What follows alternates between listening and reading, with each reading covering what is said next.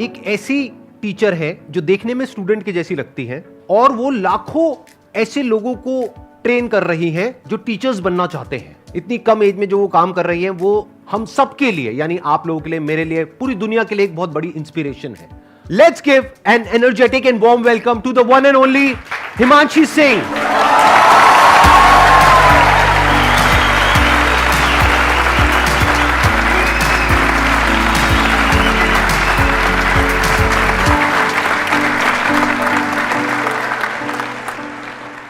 आपने 6 साल पहले अपना YouTube चैनल शुरू किया था लेट्स लर्न के नाम से। इनफैक्ट ये नाम ही कितना कमाल का है, यानी ये सिर्फ सिखा नहीं रही हैं, सीख भी रही हैं। इनके लाखों सब्सक्राइबर्स हैं और करोड़ों व्यूज हैं इनके चैनल पे, यानी कि लाखों लोग इनको देख करके टीचर्स बन गए हैं।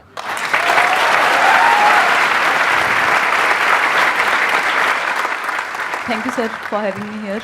और मैं 2-3 बातें हैं जो कहना चाहूँगी आपको। मैंने फर्स्ट टाइम आपको देखा था 2012 में, मेरे 10th के एग्ज़ाम्स हुए थे और 2012 10 साल पहले। उसके बाद मैंने आपका द अनस्टॉपेबल अटेंड किया था जो आपके बर्थडे पे हुआ था 27th आपने लाइव अटेंड किया था? राइट। ओह, मेरे को नहीं पता था, मतलब यू वर इन द आप त्यागराज स्टेडियम में वहाँ पे जो हुआ था वहाँ पे थे आप? बिल्कुल। आज सुबह मेरी सिस्टर ने भी यही कहा मुझे, 3 बजे हम मैसेज पे बात कर रहे थे, थोड़ा मैं काम कर रही थी, कि शी सेड के अच्छे से करना। और last time I heard Sandeep Maheshwari was in Tyagraj with you, और नेक्स्ट टाइम भी मैं जब उनको देखूंगी, वो एक्चुअली यूट्यूब नहीं देखती हैं, बहुत कम देखते हैं, तो तेरे साथ ही देखूंगी, तो वीडियो का मेरे को इंतजार रहेगा। तो मतलब मुझे भी थोड़ा सा अच्छा लगा, वो टाइम बिल्कुल याद आया। आपने 2 बच्चों की स्टोरी सुनाई थी और यू सेड के उसको पता नहीं था कि वो कर नहीं सकता, ये उसे नहीं पता था। मतलब वो बहुत एक अपने आप में इंस्पिरेशनल था। मतलब मेरी लाइफ में ये चीज़ रहती है कि मेरी टीम में भी कोई बोलता है कि नहीं हो सकता या नहीं है, मैंने कहा नहीं क्यों बोलते हो छूटते ही, थोड़ा देखो हो जाएगा, तरीका तो होगा ही। तो बहुत इंस्पायर किया आपने सर। जो मुझे बहुत अच्छी क्वालिटी लगती है आपकी, थोड़ा सा बुद्धिजीवी होते हैं लोग तो टाइम के साथ उनको लगता है थोड़ा मुश्किल दो कुछ, मतलब भारी बातें, भारी किताबें या कुछ, आप बहुत ही मुश्किल बात को भी बहुत आसानी से समझा देते हैं सबको। वो मुझे बहुत अच्छी क्वालिटी लगती है आपकी कि आप बहुत सिंपल तरीके से समझा देते हैं। Thank you so much. अब हम क्वेश्चन आंसर शुरू करें। मैम मेरा क्वेश्चन, पहले मैं बेस बताती हूँ कि मैं ऐसा क्यों पूछ रही हूँ, because I am also budding educational YouTuber like you are an inspiration to me. And मैं कल आप ही की वीडियो देख के आई हूँ जो अमन धतरवाल सर ने आपका इंटरव्यू लिया था, एंड मतलब ओके आई एम एक्साइटेड।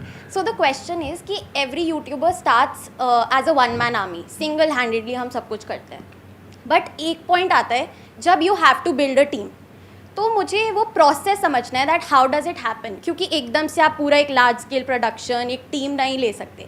सो वो स्टेप बाय स्टेप कैसे किया जाए फॉर एवरी बडिंग यूट्यूबर या जो भी स्टार्ट करना चाह रहे हैं उनके लिए कोई गाइडेंस? बेसिकली इसके ना 2 तरीके हैं, या तो आप खुद से टीम बिल्ड करें, एक बड़ी सी टीम जो आप कह रहे हैं, या फिर आप किसी के साथ कोलैबोरेट कर लें एक लेवल के बाद। क्योंकि अगर आप टीचर हैं तो वो थोड़ा सा एक टाइम पे वो फ्रिक्शन क्रिएट होगा, लोग आएंगे, वो फिर उनको ऑफर देंगे जिनको आप सिखा रहे हैं या जिनके साथ आप जुड़े हुए हैं, एक टाइम पे वो टूट के चले जाएंगे कहीं और, तो वो सब होता है, वो बहुत बड़ी अपने आप में एक पॉलिटिक्स जैसा ही है।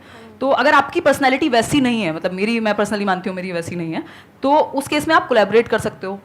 बाकी इंडिविजुअली बहुत कुछ किया जा सकता है। मुझे याद है 1.5 मिलियन तक भी मैं इवन टाइप भी खुद कर रही थी क्वेश्चंस, जबकि उस टाइम पे वीडियोस की भी ज़्यादा नंबर ऑफ वीडियोस बनते थे, तो अकेले भी बहुत कुछ किया जा सकता है। बट हाँ, एक टाइम के बाद आपको टीम बिल्ड करनी ही पड़ेगी। अभी भी ज़्यादा बड़ी टीम मेरी पर्सनल लेवल पे नहीं है, क्योंकि मैं शेयर होल्डर हूँ एक कंपनी में, तो वो या तो डेलीगेट होती हैं चीज़ें या फिर मैं खुद कर लेती हूँ। और इसका फ़ायदा है क्योंकि मैंने एक चीज़ खुद से स्क्रैच से की है, तो अभी भी जैसे मेरी टीम में भी कोई नया इंसान आया, वो कहेगा दीदी ये नहीं होगा, ऐसे नहीं होगा, मैंने कहा यार कैसे नहीं होगा, मतलब करके देखो ना, मुझे पता है कि कैसे चीज़ें बिल्ड हुई हैं। इन्होंने एक बहुत अच्छी बात कही है कि क्या होता है कि जब आप खुद एक काम को कर लेते हैं ना, जैसे इन्होंने 1.5 मिलियन तक खुद सब कुछ किया, तो अब अगर ये आगे टीम बिल्ड करेंगी तो उनसे अच्छे से काम करवा सकती है। और जब वो काम एक लेवल पे आ जाए जब आप उसको खुद नहीं संभाल पा रहे हैं, तब आप टीम को इन्वॉल्व कर सकते हैं और उनके लिए भी एक विन विन सिचुएशन क्रिएट कर सकते हैं, ताकि वो रिटेन भी हो, नहीं तो वो छोड़ करके चले जाएंगे। और प्लस आपको खुद को आता होगा तो उनको ये भी लगेगा कि उनको आपसे भी कुछ सीखने को मिल रहा है। जैसे आई एम श्योर इनके साथ में जो भी टीम मेंबर्स जुड़े होंगे उनको ये फीलिंग आती होगी कि हमको कितना कुछ सीखने को मिल रहा है यहाँ पे रोज, इनसे कुछ नया नया। तो ये एक बहुत बड़ी मोटिवेशन होती है। सिर्फ पैसे से आप किसी को नहीं रोक सकते हैं, उसकी ग्रोथ भी होनी चाहिए। वो ग्रोथ तब हो पाएगी जब आपकी खुद की ग्रोथ एक लेवल पे हो चुकी होगी।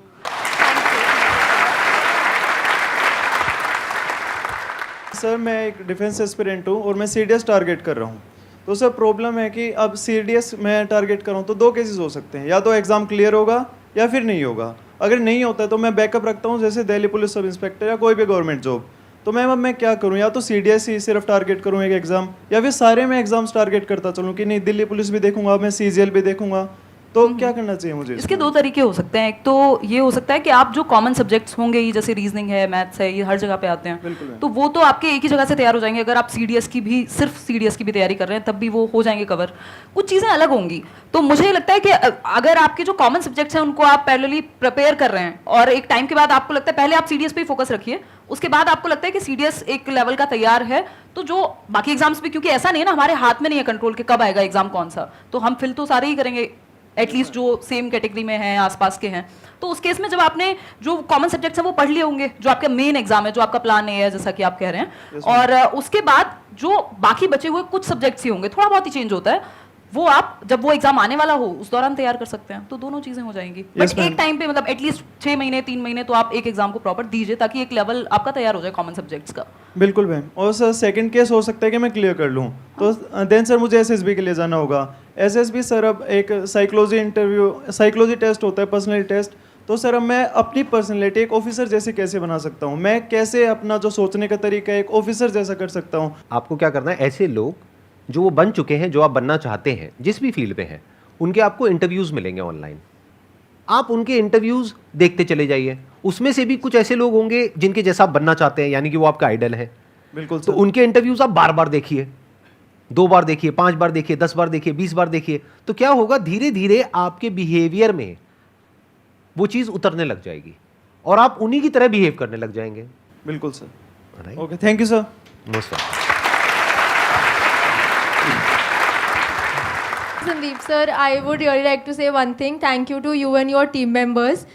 हर किसी के लाइफ में अलग हार्डशिप्स रहते हैं, इमोशनल ट्रोल हो जाता है, मतलब लगता है कि यार सामने वाले को आप कितना समझाओ नहीं समझ रहा है, तो फिर खुद के अंदर लगता है कि कहीं हम ही तो गलत नहीं है। आपकी क्या, मेरी भी बहुत ट्रोलिंग होती है।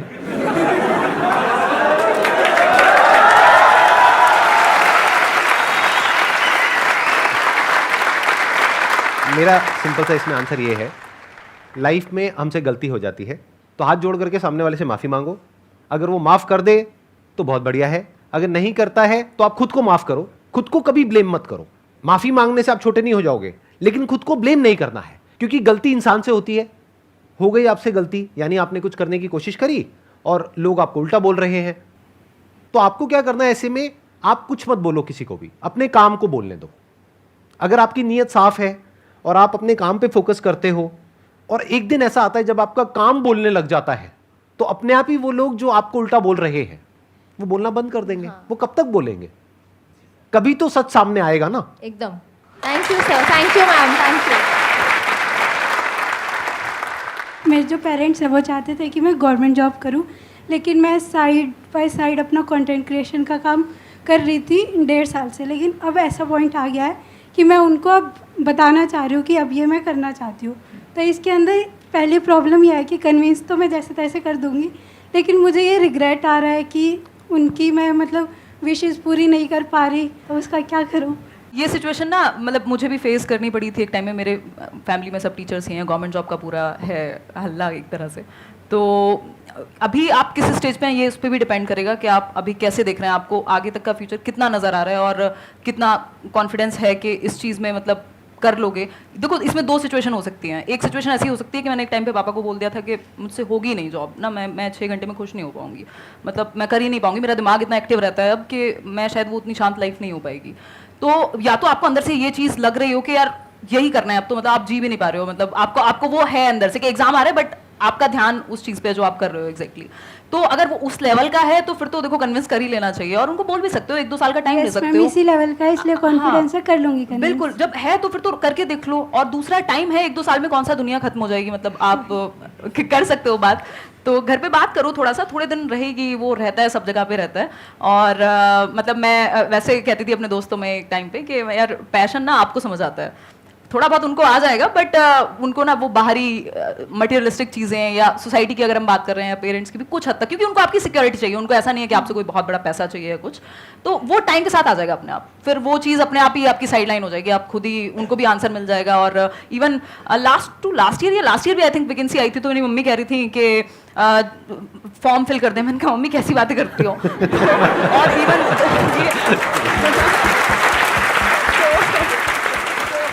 और मैं आपको एक चीज और बता देता हूँ जो आप में से बहुत सारे लोगों को पता नहीं होगी, लेकिन मेरे को पता है। यहाँ पर कोई गेस्ट आते हैं तो मैं पूरी रिसर्च करता हूँ उनके ऊपर। तो मैंने आपका एक दूसरा चैनल भी देखा है, एक तो आपका लेट्स लर्न वाला है, एक आपका व्लॉग्स वाला चैनल है। तो मैंने व्लॉग्स वाले चैनल में देखा अभी रिसेंटली आपने ऑडी परचेज करी है, if I am not wrong, उसके बाद भी आप समझ पा रहे हैं ना? हाँ, तो इसलिए थोड़ा रिलैक्स रहिए, घर वालों को धीरे धीरे समझ आएगा। जब आपके पास 2-4 प्राइवेट जेट आ जाएंगे तब हो सकता है वो आपको भूलना बंद कर देंगे। तब तक सुनते रहिए, आराम से सुनते रहिए। साइड में आप तो है मोटिवेट करने को, जब साइड में मैं तो हुई, मैं तो साइड में ही।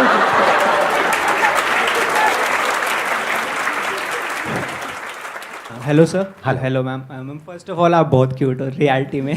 थैंक यू मैम एक्चुअली मेरा सीटेट से कोई लेना देना नहीं है, मेरा कुछ नहीं, मैं सिविल सर्विस एस्पिरेंट हूँ और एलएलबी कर रहा हूँ साथ में, बट स्टिल मैं आपकी सारी वीडियोस देखता हूँ, संडे वार्ता से लेके व्लॉग्स वगैरह सब, मैम बहुत इंस्पिरेशन लगता है। मैम एक्चुअली मेरा क्वेश्चन ये था कि मैं सिविल सर्विस की प्रिपरेशन कर रहा हूँ, फर्स्ट अटैम्प्ट दे भी चुका हूँ बट नहीं हुआ था क्लियर, फिर साथ में मैंने एलएलबी ले लिया DU से, तो मेरे को लगा था कि मतलब बिजी रहना है, अपने आप को बिजी रखना है, नॉलेज गेन करनी है, तो मैंने इतनी चीज़ें मतलब ऐसे वो कर लिया, एक रायता फैला, ऐसे कह सकते हैं रायता सा फैल गया है, बट अब वो फोकस नहीं हो पाता है, वो इंस्टाग्राम पे रील स्क्रॉल कर रहे हैं। बेसिकली अगर वो मोटिवेशन कहा भी जाता है, जैसे मैं एजुकेशनल साइकोलॉजी भी डिस्कस करती हूँ कि नीड से आता है, तो अगर आपकी नीड वो वाली सच में बड़ी है तो आप तरीके ढूंढ लेंगे, वो मैनेज कर लेंगे। मतलब ऐसा नहीं है कि नहीं हो सकता या किया नहीं है लोगों ने। मेरे खुद के कुछ फ्रेंड्स हैं जिन लोगों ने सेम जो आप बता रहे हैं वही सिनेरियो रहा है। हालांकि इंडिविजुअल डिफरेंसेस हैं, कंपेयर नहीं कर सकते, बट ऐसा नहीं है कि नहीं किया जा सकता। अगर आपकी वो नीड बहुत बड़ी है तो आप वेज ढूंढ लेंगे। और रील से तो वैसे भी कोई भला होने वाला है नहीं आपका, मतलब थोड़ा बहुत कभी देख लो तो समझ में आता है, बट वो तो मतलब हम इतने छोटे तो नहीं रहे ना कि हम अपना भला ना समझ सकें, तो इवेंचुअली तो वो हमें नुकसान ही पहुंचाएगा। मैम वो वहीं अटका रहता है दिमाग के, नहीं यार छोड़ो। ऐसा क्या मिल रहा है रील में? तो मैम पढ़ाई की तरफ, पढ़ाई से या कुछ प्रोडक्टिव काम से दिमाग हट के मतलब अनप्रोडक्टिव चीज़ों में हाँ, जा तो वो रहा है। आसान है ना, मतलब वहाँ पे अच्छा सर तो सब कुछ ही आसान है, बट मतलब वो कंपैरेटिवली इजी है ना, वहाँ थोड़ा सा पेन होता है। अगर आप पढ़ने बैठोगे मन भी इधर उधर भागेगा, तो वो तो आदत डालनी वो अगेन नीड बहुत बड़ी नहीं है जब तक, तब तक तो आप ऐसे इधर उधर घूमोगे। अगर वो नीड बहुत बड़ी हो जाएगी, जिस दिन आपको लगेगा कि ये चीज़ सच में इंपॉर्टेंट है, आप वेज ढूंढ लोगे, कुछ भी करके वो अपने आप उठ भी जाओगे, कर भी लोगे, पता नहीं क्या क्या कर लोगे। तो सारा खेल वही है, अगर सच में अंदर से उतनी उस लेवल की नीड ही नहीं है तो फिर खुद को भी धोखा मत दो और आसपास वालों को भी। मतलब सारा खेल उसी का है कि आप सच में कितना चाहते हो। Thank you ma'am, thank you.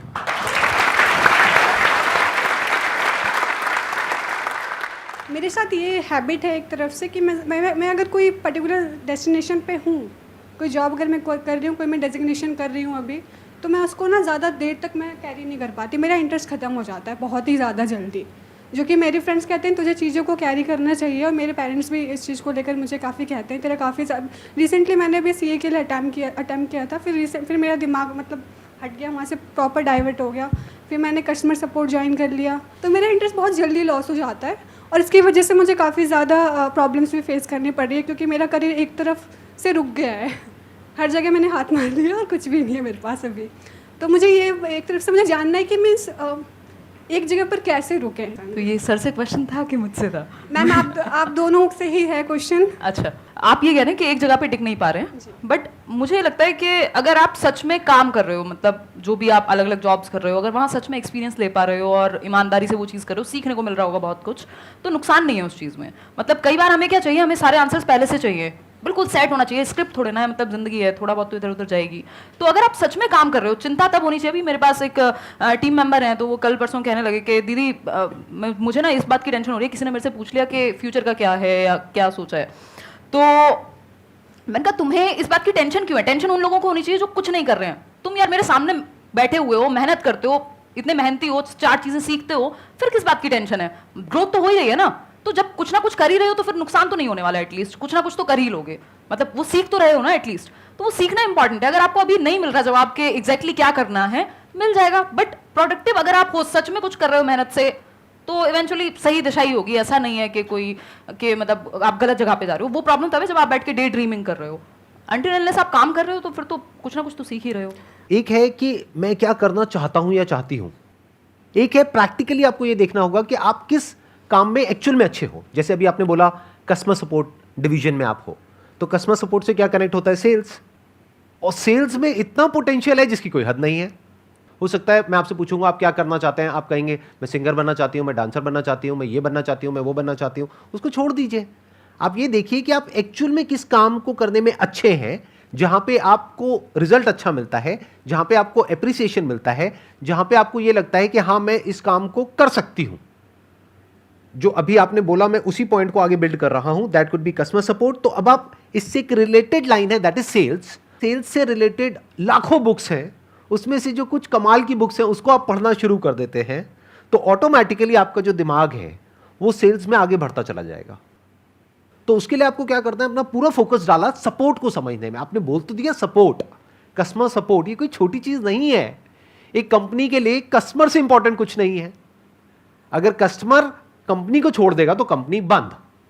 तो customer support is very very important department, जिसको हम कई बार छोटा समझ लेते हैं। हमें लगता है I am in customer support. नहीं, it is not a small department. तो आप पहले समझिए कस्टमर सपोर्ट क्या होता है।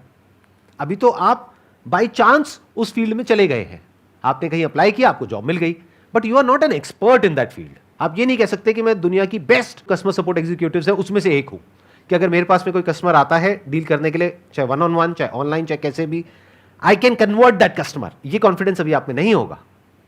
तो अगर ये कॉन्फिडेंस आप डेवलप कर पाए, अपनी स्किल्स को अपग्रेड कर पाए, सीख पाए और अपने आप को ऐसा बना पाए कि जो कंपनीज हैं वो आपको रिक्रूट करना चाहें बेस्ड अपॉन रिजल्ट्स। क्या आप बताएं कि देखिए पिछली कंपनी में मैंने 1 साल तक काम किया, इतनी सेल्स मैंने जनरेट करी उस कंपनी के लिए, तो क्या उसका जो कॉम्पिटिटर है वो आपको डबल सैलरी नहीं देगा? उसको नहीं दिखेगा कि वो कितना कमाएगा आपको पैसा दे करके। वो पैसा दे करके आप पे एहसान नहीं कर रहा है, वो अपनी कैलकुलेशंस करेगा। तो अपने आप को इस लायक बना लो कि लोग आपके पीछे आए, कंपनीज आपके पीछे आए।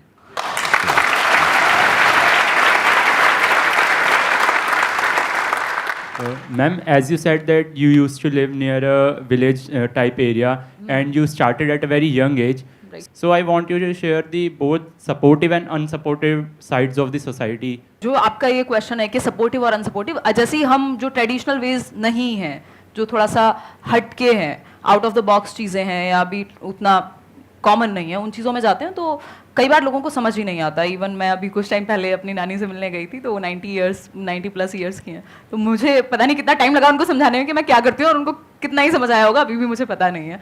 तो बेसिकली इस तरह की चीज़ें ना समझने में ईजी नहीं होती, स्पेशली अब हमसे पहली जनरेशन के लिए या जो जनरल परसेप्शन चल रहा है सोसाइटी में उनके लिए।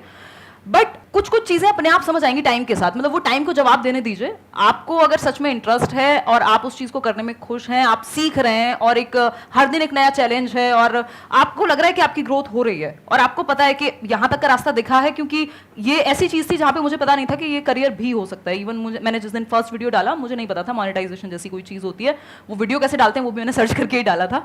तो उस केस में वो आप जहाँ तक का रास्ता दिख रहा है उतना एटलीस्ट उस चीज़ पे फोकस करो और देखो आपकी फील्ड में कुछ लोग अगर हैं, तो अब तो है ही एटलीस्ट इस तरह की चीज़ों में, तो आप उनको देख के भी सीख सकते हो कि क्या अपर लिमिट है या फिर मतलब किस तरह से आप चीज़ें करोगे। तो सपोर्टिव और अनसपोर्टिव, कई बार जो लोग आपके क्लोज मतलब सर्कल में है, जो फैमिली है, तो उनको पता है यार ये रात को मेहनत करती है। उस टाइम पे आवाज़ आती थी दिन में, तो मैं रात को रिकॉर्ड करती थी रूम बंद करके ताकि सब सो रहे हैं। तो वो उनको समझ में आएगा कि यार ये मेहनत कर रही है और ये सच में या कर रहा है, सच में ये चीज़ में इंटरेस्टेड है, तो वो कुछ हद तक आपको सपोर्ट करेंगे।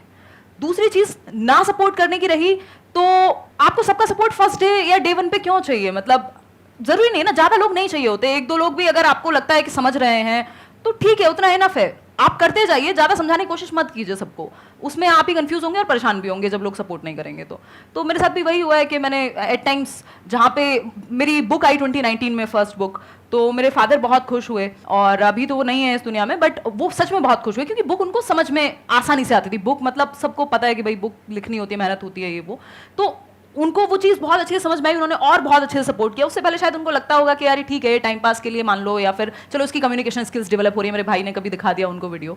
तो वो सपोर्टिव अनसपोर्टिव दोनों चीज़ें रहेंगी, बट आपको फोकस काम पे ही रखना है।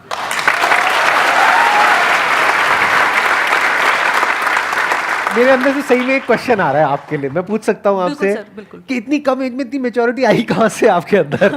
मतलब इतनी कम एज में जो आप बातें कर रहे हो, आई एम श्योर आप लोग भी फील कर रहे होंगे कि जो इनके आंसर्स हैं उसमें जो डेप्थ है, जिस लेवल की इनकी मेच्योरिटी है, बहुत कुछ मेरे को आपसे सीखने को मिल रहा है, सीरियसली, जेन्युइनली। तो ये कहाँ से आई इतनी कम एज में इतनी मेच्योरिटी आपके अंदर? मुझे लगता है कि वो जो मेरे फॉर्मेटिव ईयर्स थे, ऑलमोस्ट 13-14 ईयर्स जो मैं गांव में थी, फिर टीचर्स की फैमिली है, तो बचपन से वो देखा है वैल्यू कि पैसा कम है चलेगा, बट वो वैल्यूज़, सच बोलना, या मतलब ये सब चीज़ें कॉमन रही हैं आसपास। मैं देखती थी गांव में मेरे जो मामा जी हैं, उनके पास लोग आ रहे हैं, वो सलाह लेने आ रहे हैं कि मास्टर जी से पूछते हैं क्या करते हैं, या फिर कुछ भी इस तरह का। और ऑनेस्टी से लोग, हर चीज़ पे ऐसा नहीं होता कि यार मेरे को इससे कुछ चाहिए। अभी मैं देखती हूँ यहाँ दिल्ली में बहुत होता है ये चीज़ कि कोई भी आपके सामने बैठा है तो दैट मीन्स पहले, अब तो मुझे शक्ल देखते ही मन करता है पूछ लूं क्या चाहिए भाई बता दे, तो इनडायरेक्टली मत घुमा।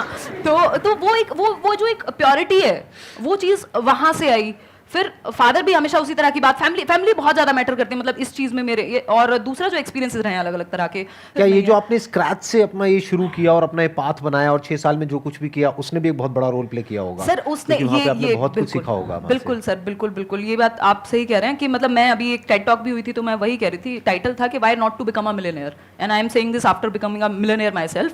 तो मैंने ये कहा था कि आप मिलियनेयर इसलिए मत बनिए, पैसे में प्रॉब्लम नहीं है, आप भी कहते हैं, ये मैंने आपके सेशंस में भी देखा है कि पैसे में प्रॉब्लम नहीं है, आप पैसे को यूज कीजिए, जो करना है करिए, खुश रहिए, उसको एंजॉय करिए, बट इसलिए मिलियनेयर मत बनिए क्योंकि सबने कहा है कि हसल करनी होती है, पैसा बहुत अच्छी चीज है और पता नहीं ये हो जाएगा, उसके बिना आप प्रूव नहीं कर पाएंगे, उसके बिना आप इंसान ही नहीं है, मतलब आप काम के ही नहीं है अगर आप पैसा नहीं कमा रहे, आप अच्छी पोस्ट पे नहीं है, आपकी लोग मतलब वाहवाही नहीं हो रही है सोशली, इसलिए पैसा मत कमाइए। पैसा इसलिए कमाइए या फिर कुछ भी करिए इसलिए करिए क्योंकि आप वहां तक पहुंचते पहुंचते जो बन जाएंगे वो इतनी वैल्यूएबल चीज है, आपकी डिसीजन मेकिंग, आपकी रिस्क टेकिंग। बेसिकली आप बिजनेस या कोई भी काम जब रिस्क टेकिंग, मतलब जो भी ऐसा काम है जो थोड़ा सा पाथ से हटके है, जो नॉर्मल ट्रेडिशन से हटके है, वहां पे आप लाइफ सीखते हैं। मतलब बिजनेस क्या है, लाइफ के जैसा है, जो मुझे समझ में आया है, या कोई भी नया काम जिसमें इम्परमानेंस है, कभी भी खत्म हो सकता है, लाइफ भी कभी भी खत्म हो सकती है। दूसरा, रिस्क लेना ही पड़ेगा आपको, आपकी जो स्टेबिलिटी है, मतलब जैसे लाइफ चलती है वैसे ही कुछ भी आप नया करते हैं तो वो वैसा ही है, आप जिंदगी सीख रहे हैं, अगर आप काम सीख रहे हैं, कुछ भी काम कर रहे हैं, तो वो बहुत कुछ सिखाया है मुझे। तो इसलिए मतलब पैसा कमाइए या अच्छा काम करिए, कुछ भी करिए, इसलिए कि आप वो जो बन जाएंगे वहां तक पहुंचते पहुंचते, वो उसकी वैल्यू मतलब पैसे में तो नहीं रहेगी एटलीस्ट। तो दैट्स व्हाट आई फील।